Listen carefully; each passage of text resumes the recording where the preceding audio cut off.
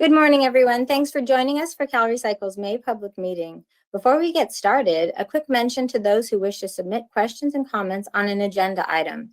Please send them to the public comments portal. Just go to CalRecycle's homepage. From the top menu bar, select News and then Monthly Public Meeting. In the text near the bottom of the page, click Public Comment Portal.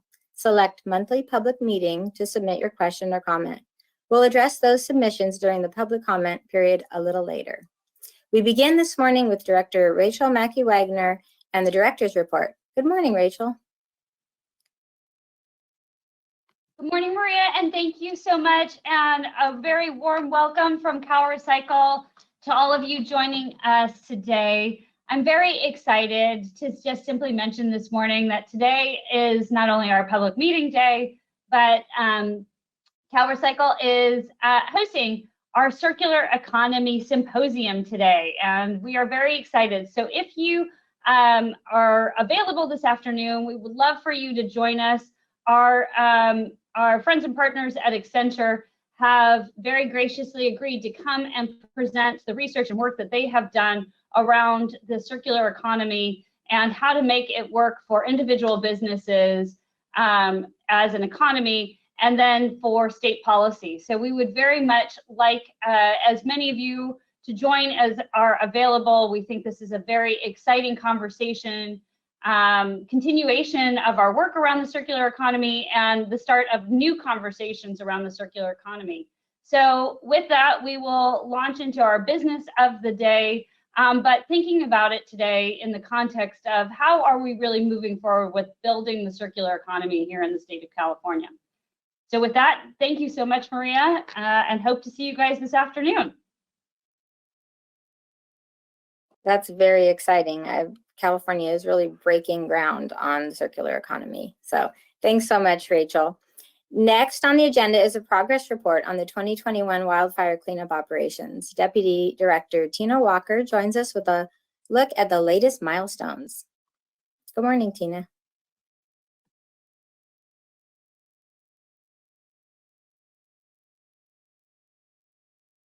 We cannot hear you, Tina.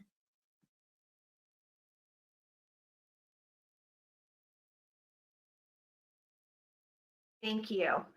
Let's first take a look at the progress we've made on the 2021 wildfire cleanup.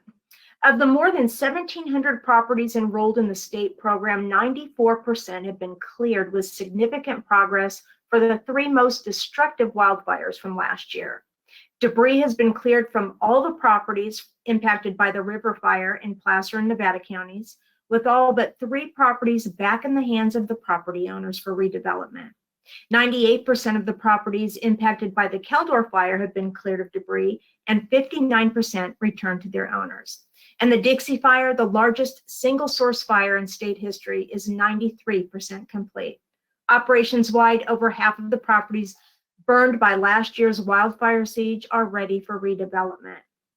Since 2007, California's Consolidated Debris Removal Program has been essential for families and communities to recover from devastating wildfires.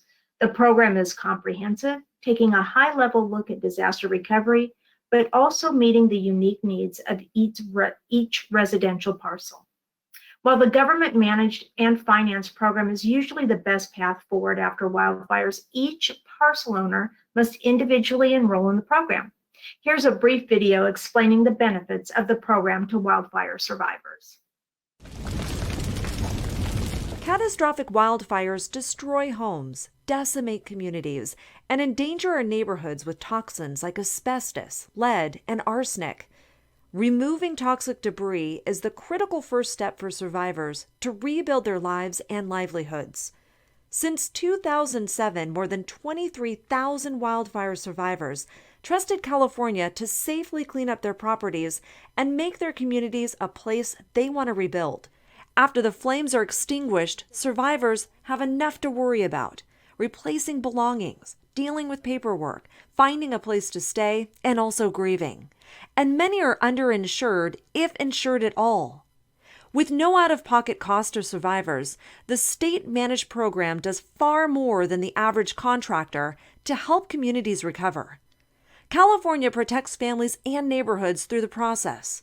ensuring soil that will once again be home to vegetable gardens and swing sets is safe enough for kids to play on, keeping toxins from running into waterways and groundwater, preventing dangerous debris from becoming airborne even as it's transported to end-use facilities, and in coordination with local officials, tracking each load of debris to reduce traffic and make sure the debris goes safely where it's supposed to go. Every step along the way is managed with state and federal oversight and fully documented to ensure accountability and verify safety for all, giving survivors the confidence to move forward with the rebuilding process.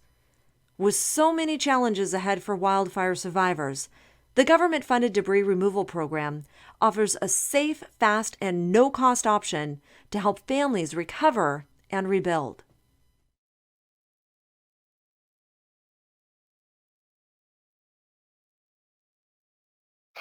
We want to stress that this program has no out-of-pocket cost to property owners. So how is the program financed? Well, briefly, after all expenses are documented, individual counties collect debris removal insurance monies, if any exists. Property owners will be provided with a copy of the documentation to keep them in the loop. And after insurance monies are received, CalRecycle submits all costs to FEMA for reimbursement. CalRecycle works to ensure that the state maximizes federal reimbursement from FEMA, since any unreimbursable expenses are covered by the state or counties, but not by the individual wildfire survivors. As the video noted, our program protects the water, air, and soil for the residents and wildlife. Many of the places subject to seasonal wildfires are home to the state's diverse wildlife. We recognize clean air, water, and plenty of flora and fauna make these areas attractive, not only to our residents, but to the visitors of our state. We have environmental scientists and biologists on staff that ensure our debris removal operations do no further negative impact on the wildlife habitats while still meeting our operational timelines. For instance, in March, interagency teams identified active red-shouldered hawk nests on parcels impacted by the Caldor fire. But with reconnaissance and collaborative decision-making in the field, debris removal operations moved forward, wildlife was protected, and properties were returned to their families. As we're wrapping up 2021 operations in the next month, we are preparing for the upcoming wildland fire season. I'd like to turn it over now to our Chief Counsel, Anastasia Baskerville, who will report on revisions to our contracting process that we expect will reduce the time needed to start recovery operations. Anastasia? Thank you, Tina. Good morning, everyone. As Tina said, we are in the midst of immeasurable growth and strength in our debris program.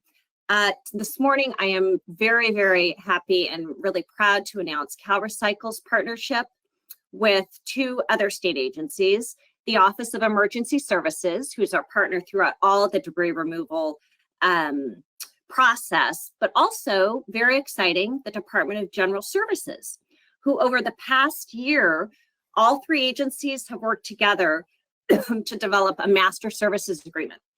So what is a master services agreement?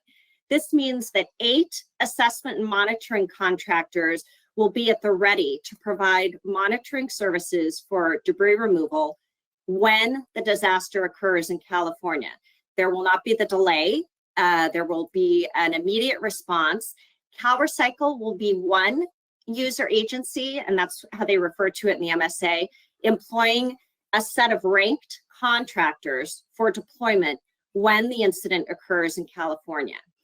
I do want to stress that CalRecycle is a steward and a true partner with local governments. And in that vein, CalRecycle and DGS made sure that the MSA is also available for local government use when a disaster occurs, should they wish to go that route. The MSA will allow expedited deployment, as I said, of the contractors upon the occurrence of the wildfire or really any other disaster in California to ensure a very thorough, precise preliminary assessment prior to deployment of the next step in the removal process, which is the deployment of our debris removal contractors. So on the screen is a link so that you can check out the MSA. That the notice of intent to award is available on the DGS procurement website, webpage, and the link is right there on the screen. So I encourage you and invite you to check that out. So as I explained, the next step is the deployment of the disaster debris removal contractors. So on the heels of the MSA, the Master Services Agreement, comes a very unique opportunity that CalRecycle is very excited about. It is our pre-qualification solicitation for disaster debris removal. So right now that solicitation is in final draft form and is with our partners at FEMA and will be published later this month. What the pre-qualification process does is it allows interested contractors to qualify for 3 categories across 5 regions of California, which also models our MSA structure, as you'll be able to see on the DGS website. Again, allowing for that precision, that thoroughness, that accuracy.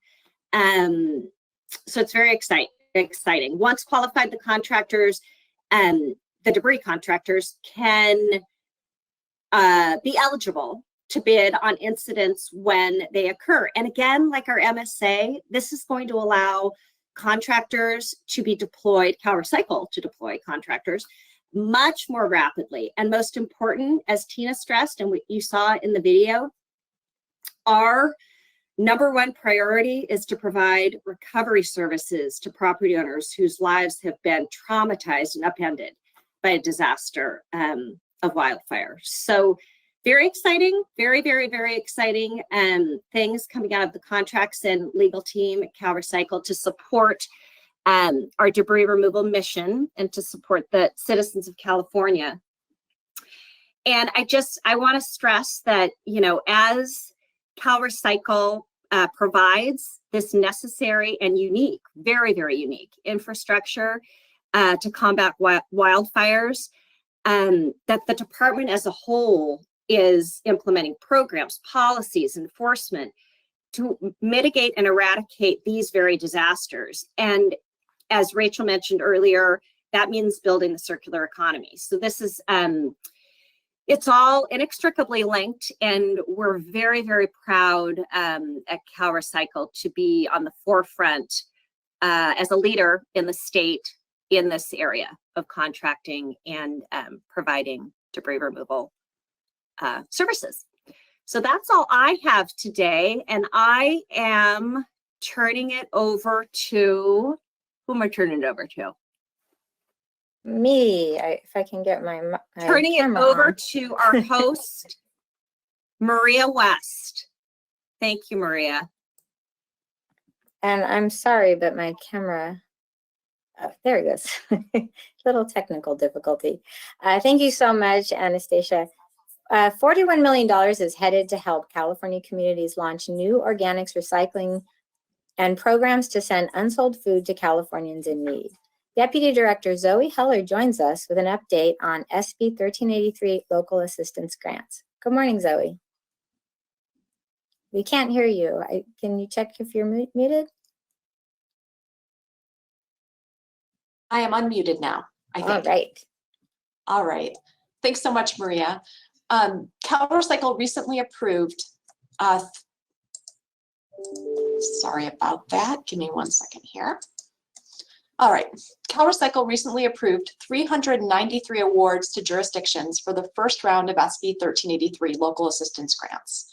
In the next few weeks, checks totaling $41.7 million will go to cities and counties to help them cut landfill emissions by feeding hungry neighbors and recycling food and yard scraps into valuable new products, and a number of other things to achieve 1383 compliance.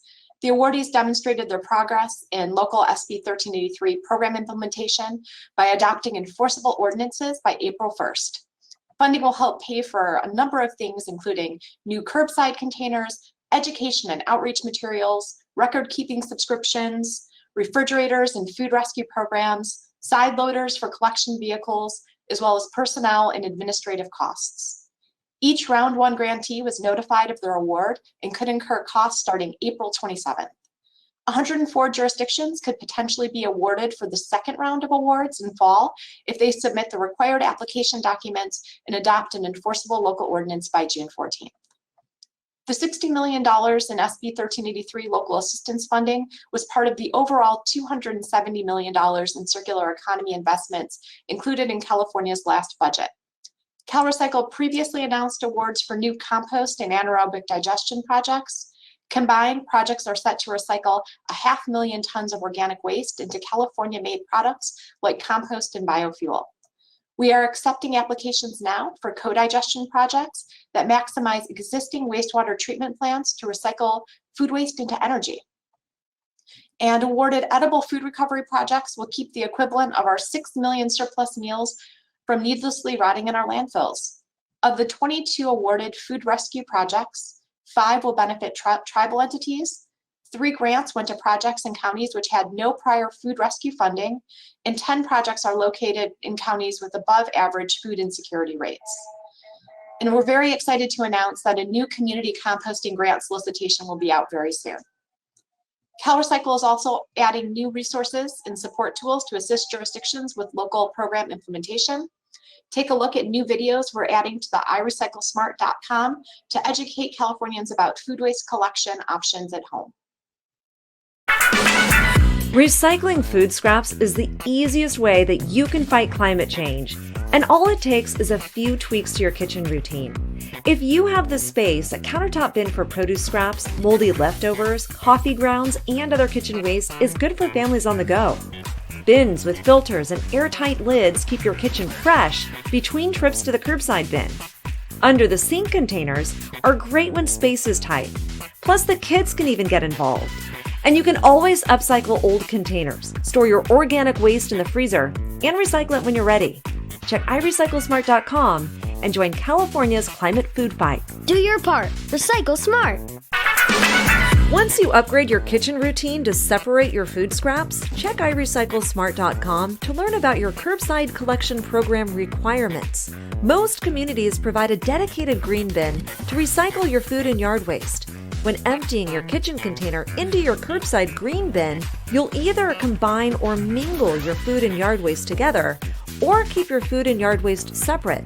This typically involves bagging your food scraps and placing them on top of your yard waste in your green bin, or placing them in a separate food scraps only bin. Check iRecycleSmart.com for local recycling information to confirm what your curbside program collects. Do your part. Recycle smart. So you're ready to recycle your food scraps, but you worry about the ick factor. You can fight climate change and keep your kitchen clean. Just line your kitchen bin with used paper or wash it in between uses. Some containers even come with air filters to keep odors in check, but a bit of baking soda works too. You can also empty your kitchen bin in your curbside container every few days, or you can freeze your kitchen scraps until your curbside collection day. Once outside, layer your food and yard waste to keep your curbside bin clean and give it a quick rinse as needed.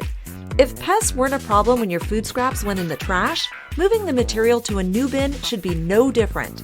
Check iRecycleSmart.com for more tips and resources to help you join California's climate food fight. Do your part. Recycle smart.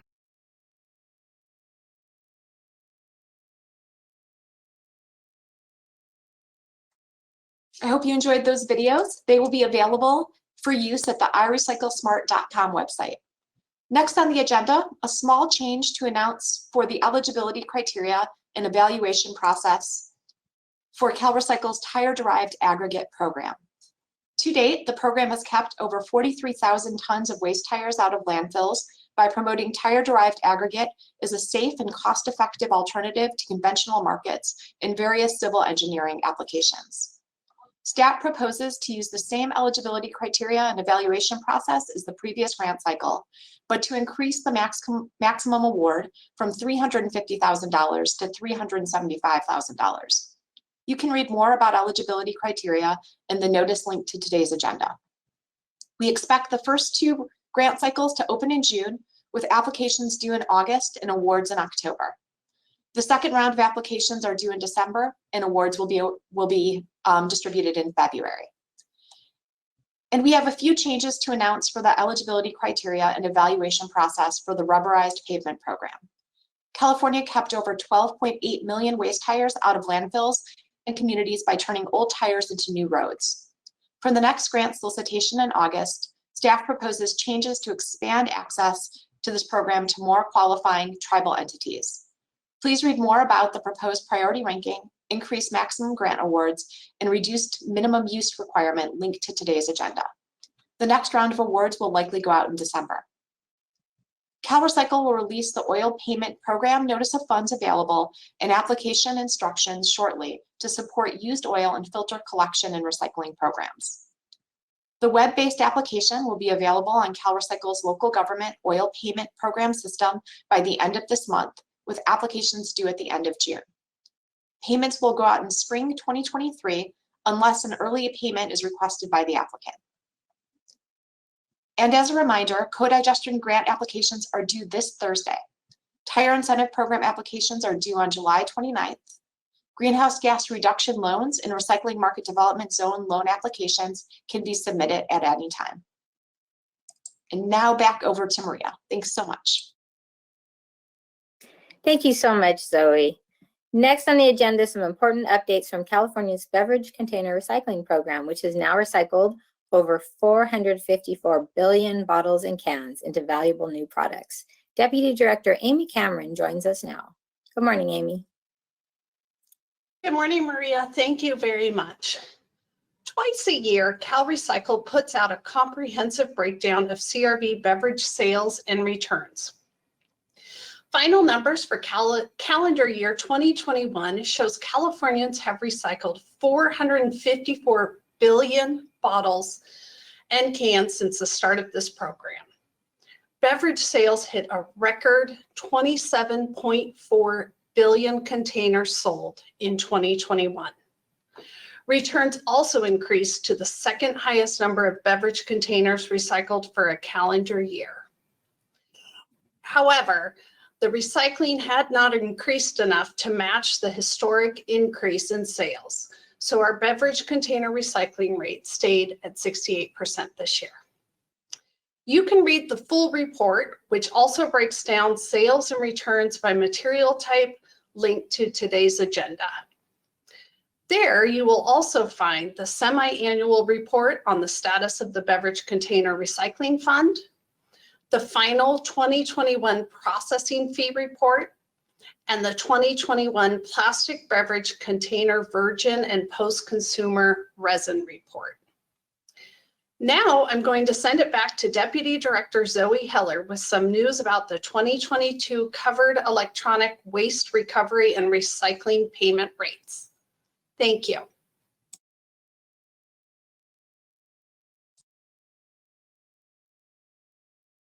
Thanks, Amy. Every 2 years, CalRecycle is authorized and required by law to make sure payment rates in the covered electronic waste recycling program cover the average net costs of collecting and recycling discarded covered electronic devices. Any adjustments must be determined by July 1, 2022. The payment rates are informed by the annual net cost reports submitted by approved collectors and recyclers. 299 collectors and 17 recyclers submitted reports for 2021. In addition to the net cost report data, staff considered information like commodity prices, rising inflation, and the war in Ukraine to determine the proposed rates. Proposed rates were presented at the stakeholder webinar on April 21st. Staff recommends increasing the standard statewide recovery rate for collectors from 26 cents to 33 cents per pound for all covered e-waste. Increasing the payment rate for discarded CRT devices from 66 cents to 85 cents per pound, and increasing the payment rate for discarded non-CRT devices from 87 cents to $1.03 per pound. You can read supporting documentation and proposed revisions linked to this item on today's agenda. Staff recommends the director approve the proposed payment rate increases and direct staff to make the necessary filings with the Office of Administrative Law to enact the recommended rate increases. So changing topic, the partnership between California and its local governments drives environmental progress. Local communities are responsible for implementing programs to use less, recycle more, and meet state climate and environmental protection standards. CalRecycle is responsible for overseeing how well jurisdictions are implementing these programs. Staff does this by conducting site visits, analyzing documentation, and through reviews of jurisdictions' annual reports, which include disposal information and self-assessment of their various programs. CalRecycle conducts more intensive jurisdictional reviews every 2 or 4 years, depending on the jurisdiction's past performance. The department also has the authority to conduct something called anytime reviews to make sure cities and counties are in compliance with mandatory commercial recycling and mandatory commercial organics recycling requirements. CalRecycle has been reviewing each city and county's implementation of these requirements that were enacted in 2012 and 2014, respectively. For those jurisdictions that still have regulated businesses not complying, CalRecycle is moving the jurisdictions further down the path of enforcement to ensure that 100% of the remaining covered businesses are either provided collection service or are issued a waiver. As part of the anytime review process, affected jurisdictions are submitting a plan to CalRecycle to address actions and a timeline as to how they will ensure regulated businesses have collection service or are issued a waiver. While most jurisdictions are implementing these programs to cut climate emissions and landfill disposal, this month CalRecycle has identified program gaps for 13 communities. These jurisdictions are implementing portions of their programs, but we're still seeing levels of noncompliance and failure to demonstrate that all reasonable and feasible efforts are being made to ensure that all regulated commercial businesses have collection service or have been approved for a waiver. We have a full summary of identified program gaps linked to today's agenda, as well as the jurisdiction's plans to address those gaps. Some local solutions include ordinances that specify recycling collection as a mandatory service and includes enforcement provisions. They provide mandatory collection service to all cover generators or they issue waivers, or provide education and outreach to non-compliant generators. CalRecycle staff will closely monitor these local programs over the next 6 months. Jurisdictions that fail to make adequate progress may be referred to our enforcement branch for further investigation. This item is delegated to me for signing. I'm going to turn it back over to Maria. Thank you. Thank you, Zoe. Moving on to our pending solid waste and tire facilities permits. Branch Chief Paulina Lawrence is here with an update. Good morning, Paulina. Good morning, Maria. Well, first off, I'd like to start with those permit actions that the department has either issued or concurred on since the last public meeting. So on April 20th, the department concurred on a standardized solid waste facilities permit for Cerros Valley Minerals Argus Boiler Ash Landfill number 1. This is in San Bernardino County. The facility is located at 13200 Main Street in Trona, California. The action was needed by April 21st, 2022. On April 25th, 2022, the department concurred on a modified solid waste facilities permit for Badlands Sanitary Landfill. This facility is located at 31125 Ironwood Road in Moreno Valley, California. The facility is located in Riverside County and the action was needed April 29, 2022. Now, new to the agenda is Glenn County Transfer Station. This facility is located at 5700 County Road 33 in Ortoros, California, which is in Glenn County. It's a revised solid waste facilities permit and action is needed by June 14, 2022. Now, preliminary review of the permit package indicates the following proposed changes. Planned removal of a planned Type A inert debris disposal activity. This change will result in a reduction of the maximum permitted tonnage from 250 tons per day to 200 tons per day. And then updates to the report of the facility information. Lastly, the department received one waiver from Kings County for the Chemical Waste Management, Inc., Unit B-17. The operator requested this waiver for the Windy Fire debris on April 20th, 22. The LEA granted the waiver effective April 22nd, 2022 for a period not to exceed the 120 days, which turns out at August 20th, 22. That's all I have. Now back to you, Maria. Thank you. Thank you, Paulina. So now it's time for our public comments portion. I'm joined now by Chief Deputy Director Mindy McIntyre. Mindy, can you?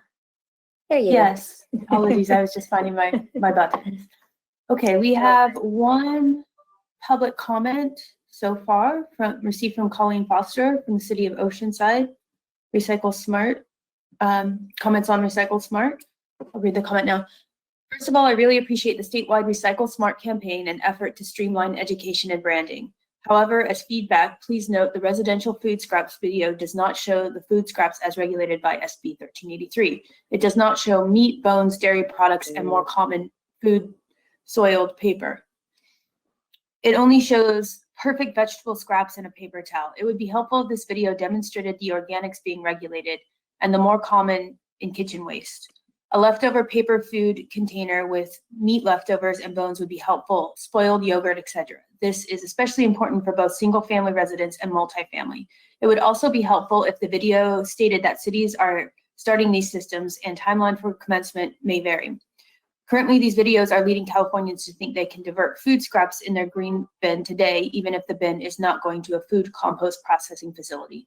This video could cause contamination and confusion in cities that are still in development of systems and facilities.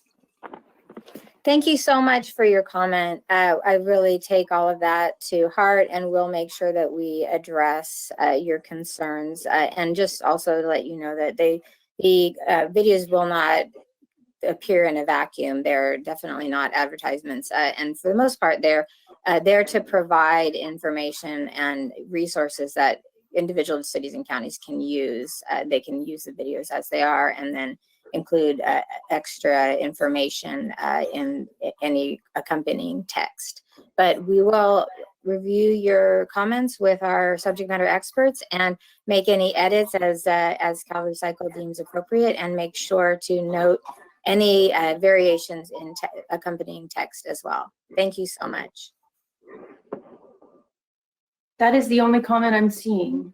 Okay, well, thank you so much. So we also had a public comment that will be delivered live this morning by Evan Edgars, who is joining us on video. If you can turn on your camera and you'd like to make your comment. Thank you. Oh, thank you, Director Wagner and CalRecycle staff. I'm Evan Edgar of Edgar Associates, live from the Edgar Institute here in Sacramento. I want to thank you for this opportunity for the live comment. Last week was a huge week in California. The governor released the May revised budget, which is great to see.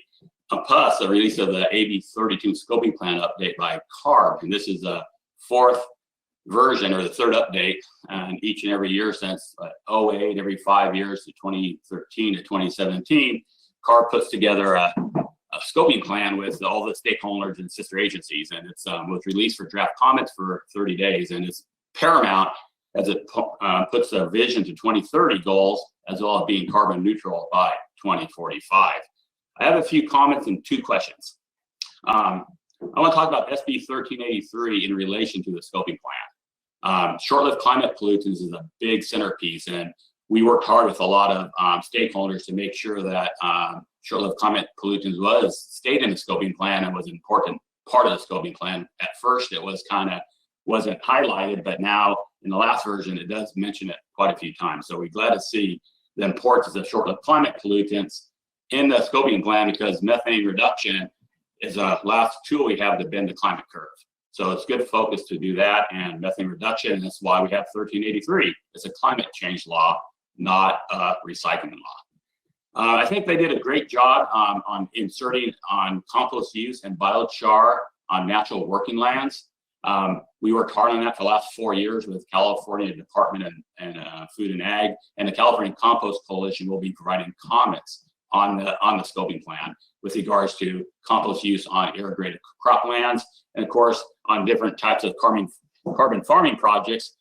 And I have a couple of projects going on where we take green waste out to the farm on ranches, kind of like the Marin Carbon Project. I'm working with Land and Cattle, a lot of ranchers statewide to do that. So I'm happy to see the natural working lands and compost use be an important factor, and comments will be on that. RNG, renewable natural gas, and biomass energy are important aspects of 1383 organic waste product portfolio. And there have been a lot of questions with local government on how to procure these organic waste products. And they're basically, organic waste haulers are in the wheelhouse of the circular economy. We've been doing this for decades. We can't really bale food waste or export compost. So when it comes to organics, everything stays in California. It's not like the blue cart where we export a lot of paper, plastic, and metal, but we keep our organics in state. So it's great to actually implement the circular economy for the last 2 decades. Back then it was just called sustainability. We had climate action plans, but circular economy is where it's at, and we're creating green jobs every day. We actually collect organic waste in near zero NOx trucks. So we're really doing a lot to cut back on NOx with in-state carbon negative RNG. We have a lot of CARB certified renewable natural gas, which is carbon negative. We do it at anaerobic digestion facilities where we make digestate into compost, and these facilities are net zero greenhouse gases. They're cost effective, and under the cap and trade program, a report released a couple of weeks ago, these programs are the most cost effective under the California climate investments, which positive impacts in priority populations and disadvantaged communities. So we are in the wheelhouse. We're doing a great job. We're glad to see all the grants coming out from the $270 million that CalRecycle got from last year's budget. And this year they put another $100 million onto methane super emitters. So they're going to be spending money on evaluating some of these landfills on how much methane is truly emitted. So we thank CalRecycle on their leadership for all these grants. They're going to be $75 million coming out in the fall. We got a lot of projects, and we'll continue on implementing 1383 and making in-state carbon negative fuel. And by 2025, there are going to be enough carbon negative in-state fuel to fuel the entire solid waste sector. A report was done by GNA and Associates, and the average intensity of that fuel, the 120 million diesel gallon equivalents per year, is going to be minus 100. So we're on a pathway to fuel all the solid waste sector and recycling fleets, about 15,000 vehicles, using in-state RNG that's carbon negative. It's a great circular economy, and I'm glad that CalRecycle is promoting it. Plus the solid waste industry in 2018 data, I did a net zero greenhouse gas report using CalRecycle data and best practices on modeling. And the solid waste and recycling sector was 3 times net zero greenhouse gases in 2018. That report is loaded up on the California Compost Coalition homepage, and there's a couple of releases on that. That was 2018 data. If we did everything that we're supposed to do by 2030, we'll be about 10 times net zero greenhouse gases. So we're on a trajectory to do good stuff. And the scoping plan has a bunch of different modeling with 1383. So it's an important centerpiece. 40% methane reduction by 2030, and ideal be carbon neutral by 2045. Plus, with all the catastrophe in California and the fires, and we're going to have a bad season this year. Last year, Governor Newsom had an option to look at carbon neutral by 2035. So 4 different scenarios were put out. They're in a scoping plan that was released. This is double-sided, of course, on recycled paper, so it's a lot to consume in the May 10th version of the scoping plan. But of course, I read it all, and a lot of good stuff. But when I look at it, and that's what over the last year, as a CARB was having workshops, they want to phase out anything combustion after 2030. So there's not really a role for renewable natural gas or biomethane, and really not a role for biomass energy, all those wood chips. So within the procurement portfolio by CalRecycle, which we endorsed, is to have bioenergy and biomethane energy. There's a role there, but the scoping plan phases it out by 2030. So there's a disconnect between what is going on with 1383 procurement with local government and what CARB is saying on phasing anything combustion out. CARB is saying that all this RNG should go to industrial uses like food waste processing and have to pipeline it there and all that.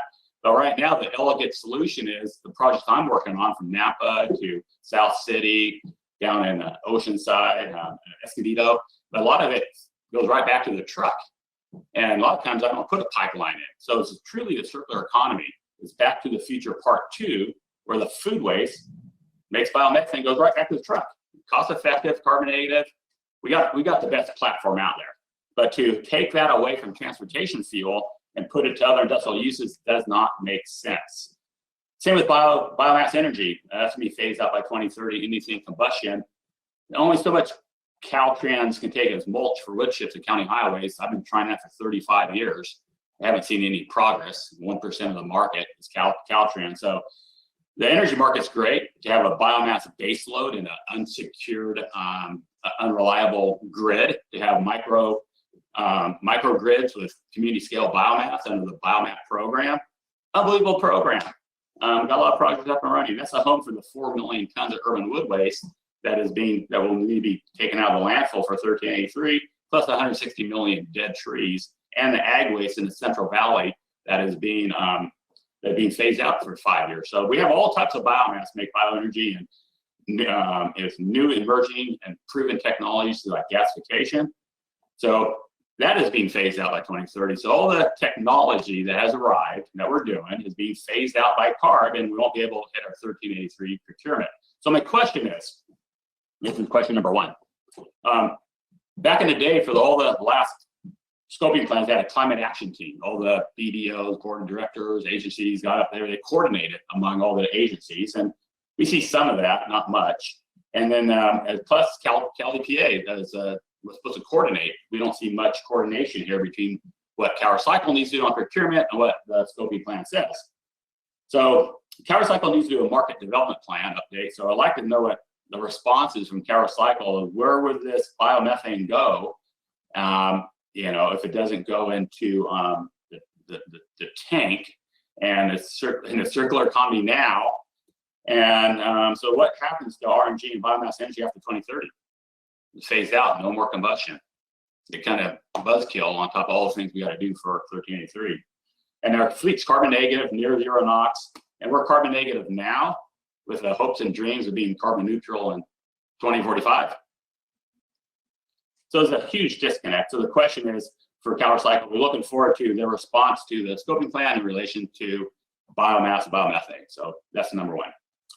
Number two, as everybody feels out there, there's been huge rate impacts on 1383, 20% on residential, 30% on commercial, and we can expect of that to have these programs, and the payback's great. It's a true circular economy happening by 1383, so it's a big lift.